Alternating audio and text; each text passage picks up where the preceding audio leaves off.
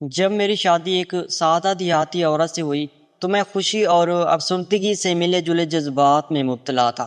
میں یونیورسٹی میں پروفیسر تھا اور میری بیوی کا حسن اور معصومیت میری زندگی کو ایک نئی روشنی میں لے آئے تھے، لیکن اندر ہی اندر مجھے محسوس ہونے لگا تھا کہ شاید میری توقعات اور میری بیوی کی سادہ زندگی میں ایک فاصلہ ہے۔ میری بیوی کا حسن دل میں ایک خاص قسم کی محبت اور جذبات جگا دیتا تھا۔ ہر لمحہ اس کے خوبصورت چہرے کو دیکھ کر دل کی دھڑکن تیز ہو جاتی، لیکن اس کے باوجود شادی کے کچھ عرصہ بعد ہی میں نے خود کو ایک عجیب سی کیفیت میں مبتلا پایا۔ شادی کے ابتدائی دنوں میں جب ہم دونوں اپنی نئی زندگی کے سفر کو شروع کر رہے تھے، سب کچھ بہت خوبصورت اور پر مسرت تھا، پر میری بیوی کے ساتھ گزارے ہوئے ہر لمحے میں اپنی زندگی کا قیمتی وقت سمجھتا تھا۔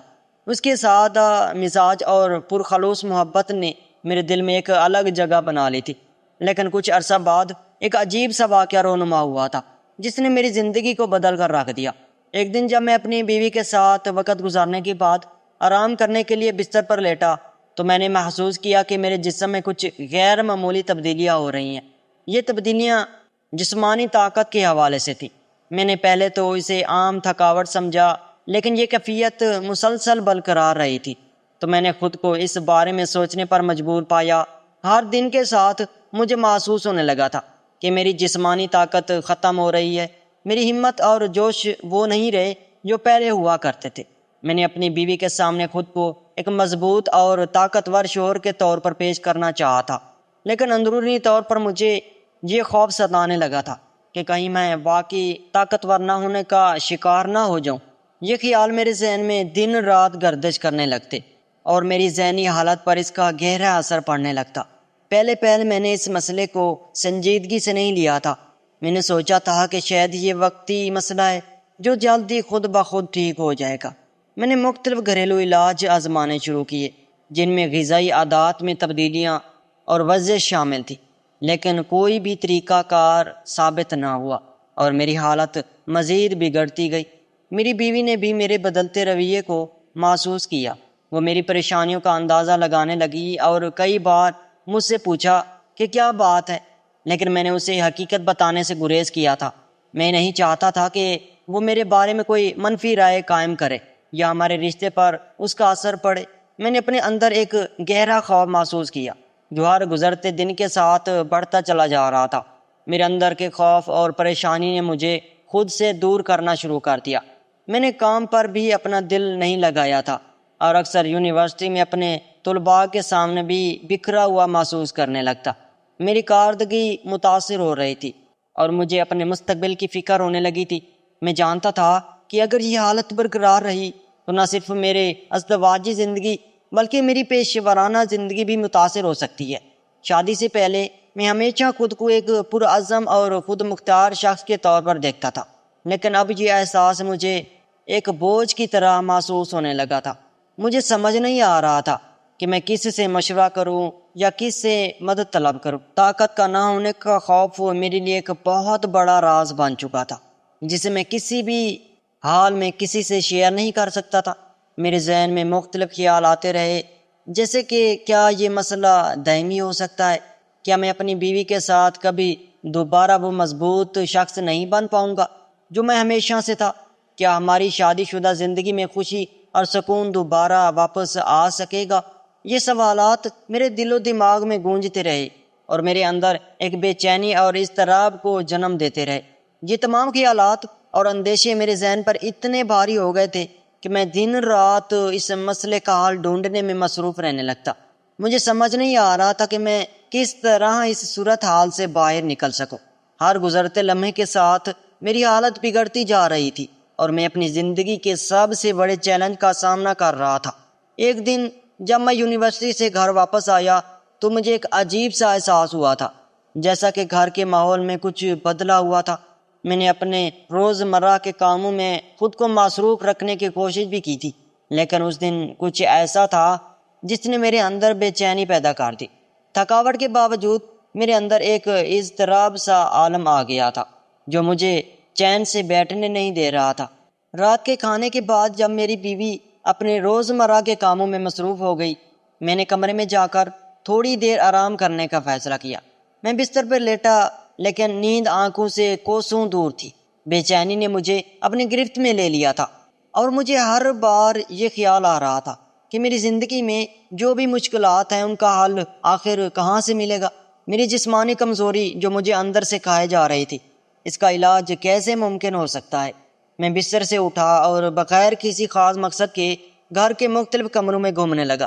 میرے قدم خود بخود مجھے اس چھوٹے سے اسٹور روم کی طرف لے گئے جو عموماً استعمال میں نہیں آتا تھا۔ یہ ایک چھوٹا سا کمرہ تھا جسے ہم نے زیادہ تر غیر ضروری چیزیں رکھنے کے لیے استعمال کیا تھا۔ جب میں اس کمرے کے اندر داخل ہوا تو مجھے ایک عجیب سا احساس ہوا، جیسا کہ یہ کچھ غیر معمولی ہے۔ اس کمرے کی دیواروں پر ہمیشہ سے ہی پرانی تصویریں اور کچھ پرانے کیلنڈر آویزاں تھے جنہیں ہم نے کبھی ہٹانے کی ضرورت محسوس نہیں کی تھی۔ لیکن آج میری نظر دیوار پر پڑی، جو ایک نئی چیز پر پڑی جو پہلے کبھی نہیں تھی۔ وہاں ایک چھوٹے سے کاغذ کے ٹکڑے پر کچھ لکھا ہوا تھا۔ میں حیران ہو گیا کہ یہ کاغذ یہاں کیسے آیا تھا اور اس پر کیا لکھا ہے۔ میں نے قریب جا کر اس کاغذ کو غور سے دیکھا۔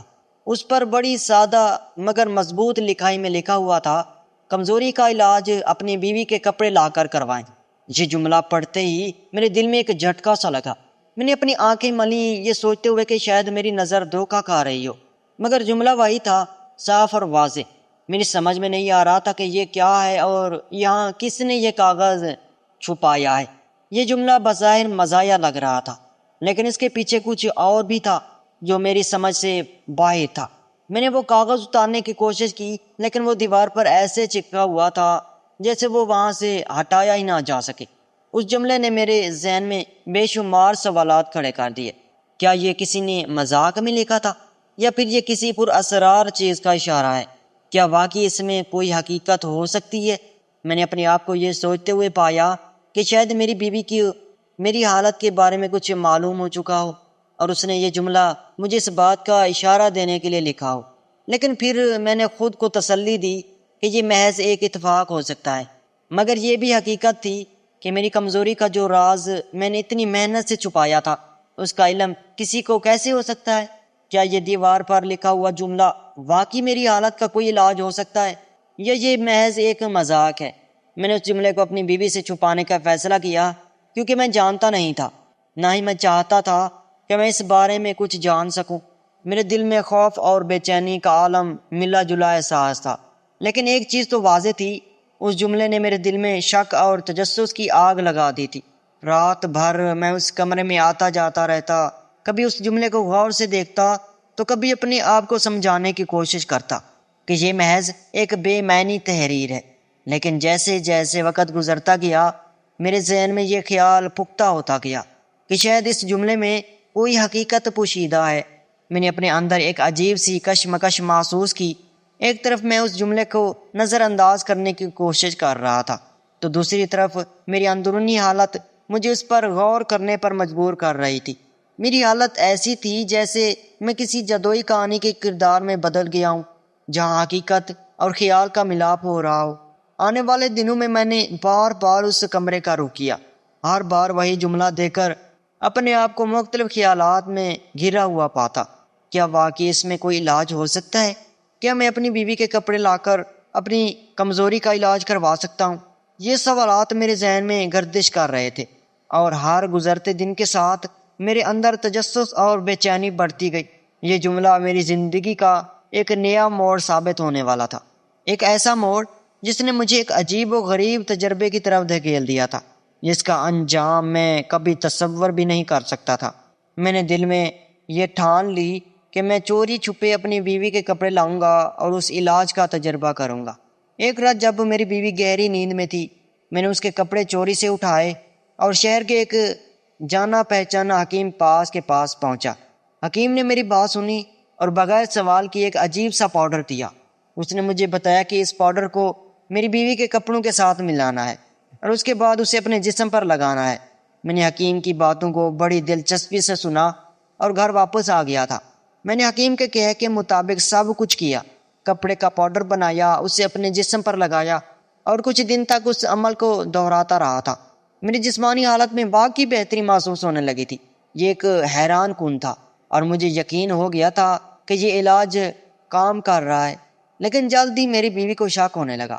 اس نے میرے بدلتے رویے کو محسوس کیا اور پوچھنے لگی کہ کیا میں کچھ چھپا رہا ہوں۔ میں نے اسے یقین دلانے کی پوری کوشش کی تھی کہ سب کچھ ٹھیک ہے، لیکن دل میں خوف تھا کہ کہیں وہ حقیقت جان نہ جائے۔ ایک دن جب میں اپنے کمرے میں بیٹھا تھا، میری بیوی اچانک اندر آ گئی اور اس نے پوچھا کہ کیا میں نے اس کے کپڑے چوری کیے ہیں۔ میں حیران رہ گیا اور اپنی غلطی کا اعتراف کیا تھا۔ میری بیوی نے رونا شروع کر دیا تھا اور مجھے بتایا کہ اس نے پہلے ہی یہ مشورہ دیوار پر لکھا تھا تاکہ میں اپنی کمزوری کا علاج کے لیے کوئی بہانہ نہ بنا سکوں۔ میں نے اپنی بیوی سے معافی مانگی اور وعدہ کیا کہ میں دوبارہ کبھی اس طرح کا بے وقوفانہ عمل نہیں کروں گا۔ ہم دونوں نے مل کر اس مسئلے کا حل تلاش کیا اور نئی زندگی کا آغاز کیا۔ اس واقعے نے ہماری محبت اور رشتے کو اور بھی مضبوط بنا دیا تھا اور ہم نے ایک دوسرے کی مدد سے اپنی زندگی کے مسائل کا سامنا کیا تھا۔ ناظرین، اس طرح کی پیاری ویڈیوز دیکھنے کے لیے ہمارے چینل کو سبسکرائب کریں۔ شکریہ۔